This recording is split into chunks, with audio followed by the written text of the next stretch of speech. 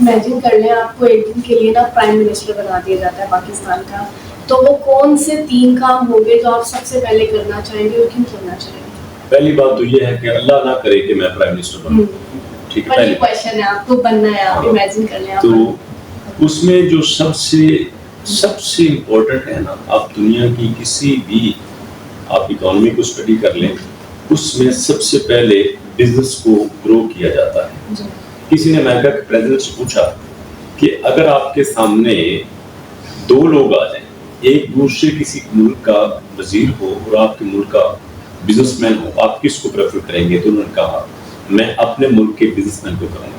کیوں؟ کیونکہ اس کی وجہ سے میرا ملک چل رہا ہے.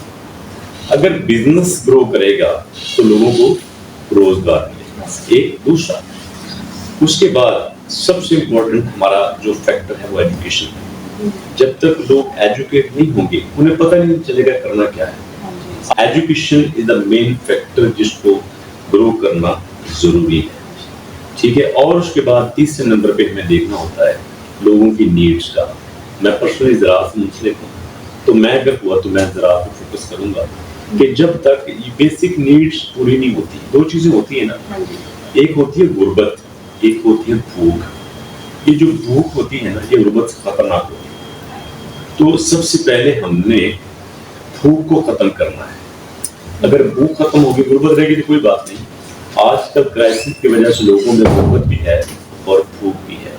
اگر ہماری زمینیں اناج پیدا کریں گی، کسان خوشحال ہوگا، کم قیمت پر سب کچھ ملے گا، تو لوگ ایزیلی کم از کم زندہ تو رہ سکیں گے. اگر زندہ رہے تو چیلنجز کو فیس بھی کر سکیں گے.